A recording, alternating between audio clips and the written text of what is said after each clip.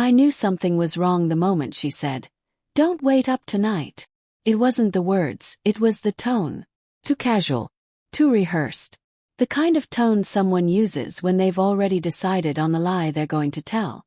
Sophie stood by the door, curling a strand of hair around her finger. Her perfume, sweet, floral, expensive, hung thick in the air.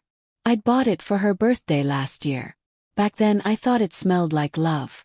Now it just smelled like something dying. "Late work dinner again?" I asked, my voice calm even though my heart had already begun its slow descent into dread. She nodded, not meeting my eyes.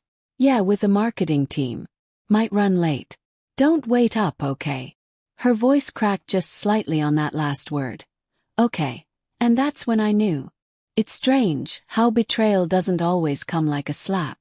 Sometimes it seeps in quietly, wrapping around you until you can't breathe. That night, I sat in the living room with the TV on mute, staring at the digital clock on the cable box. 8:43 p.m. Her dinner started at 7. She should have texted by now. Photo. A simple "wish you were here." Something. But there was nothing. By 9:10 I was pacing. By 9:35 I opened the phone tracker app she didn't know I'd installed months ago, after a different late dinner. Her dot glowed on the map, pulsing softly. She wasn't downtown at the restaurant. She was on the other side of the city, at the Lakewood Suites Hotel. I stared at the screen for a long time. My hand was shaking, but my mind was oddly calm. Like a man watching his house burn down from across the street, too far away to save it, too close to look away. I drove there without thinking. The roads blurred under my headlights, and the silence inside the car felt heavier than sound. Every turn of the wheel felt like I was steering toward the inevitable truth. When I reached the hotel, I parked a block away. My heart was pounding so hard it hurt. I sat there in the dark, gripping the steering wheel, trying to convince myself not to go in. Maybe it's innocent. Maybe it's work-related.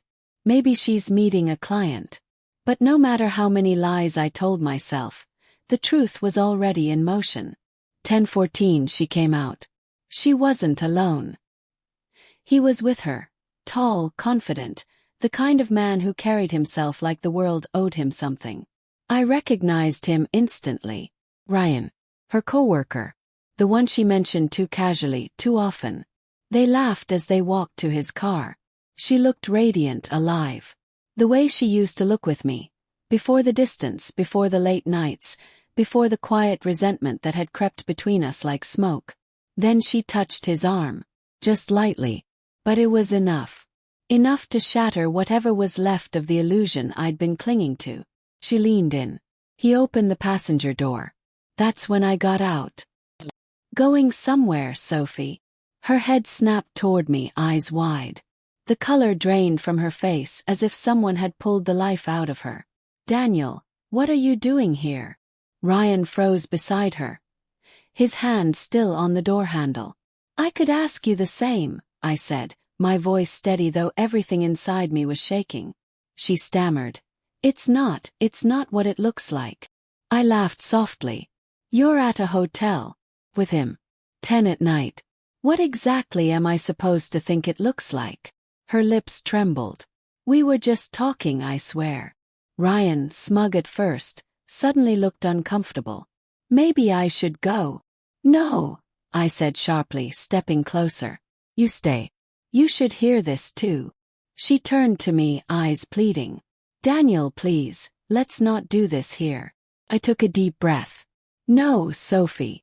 You were about to do something that would end us. So let's end the lies here at least once." She started crying then. Soft, restrained sobs that sounded practiced, as if she'd rehearsed this part too. "You don't understand," she whispered. "Things haven't been right between us for a long time. I felt something inside me fracture. And this is how you fix it. By sneaking around behind my back." Her voice rose, defensive now. "You stopped seeing me, Daniel. You stopped feeling. We became strangers living under one roof. I needed..." "What?" Cut her off. "You needed excitement. Attention. Validation." She looked down, silent. Ryan stepped forward slightly, trying to be the savior. Look man, don't take it out on her. I turned to him, eyes cold. Stay out of this. You knew she was married. That should have been enough. He opened his mouth to respond, then thought better of it. I looked back at Sophie. Tell me something honestly, Sophie. If I hadn't shown up tonight, would you have gone through with it? Her silence said everything. She didn't cry. She didn't deny it. She just stood there, trembling under the streetlight. That's when something inside me shifted. Not anger this time, but something quieter. Something final. I took a step closer, my voice low. You know what's sad? I still would have forgiven you if you'd told me the truth before tonight. Her eyes filled again. Daniel. But now, I continued, I can't even look at you without seeing this moment. I turned to leave, but then she grabbed my arm. Wait, please. I made a mistake. I wasn't going to do anything. I swear I wasn't. I looked at her hand on my sleeve. Once familiar, now foreign. Then prove it, I said quietly. Walk away. Right now. From him. From this. Ryan scoffed. You're giving her an ultimatum. No, I said. I'm giving her a choice. For a moment, the only sound was the hum of cars in the distance. Then she let go. She turned toward Ryan, her face torn with guilt. I'm sorry, she whispered. I can't do this. He stepped back, anger flashing across his face. You said you were done with him. I thought I was, she said softly. But I can't. He cursed under his breath, got in his car and drove off.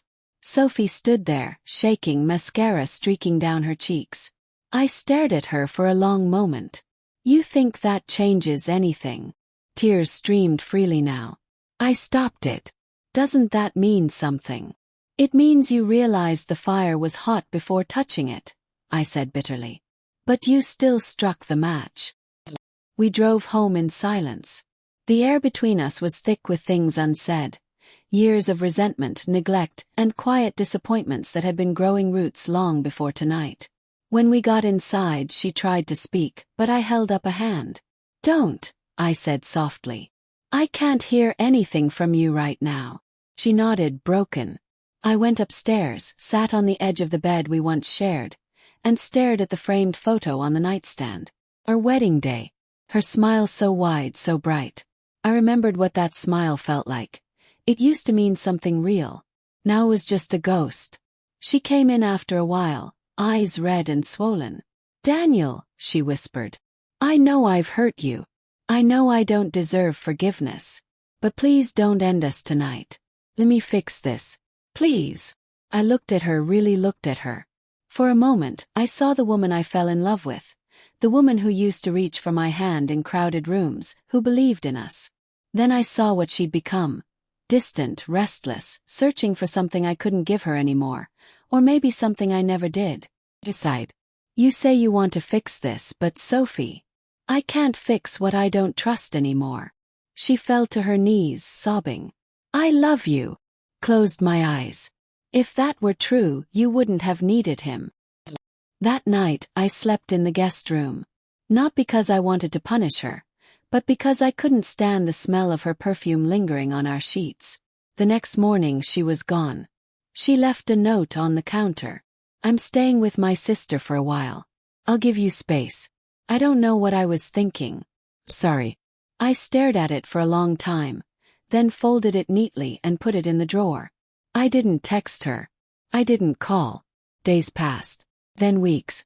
Sometimes I'd catch myself checking my phone, half hoping she'd reach out again, but also half hoping she wouldn't. Because the truth is, even though I stopped her that night, the damage was already done. She didn't spend the night with him, but in her heart she already had. And me. I realized something too. Sometimes love doesn't end with a scream or a betrayal. Sometimes it ends quietly, with a sentence you never thought you'd have to say. I can't trust you anymore. That's what changed everything. Not the confrontation, not the tears, not the choice she made. It was that moment of clarity, When I finally saw love for what it had become. Not a bond, but a burden neither of us could carry anymore. And walking away, as painful as it was, became the first honest thing I'd done in a long, long time.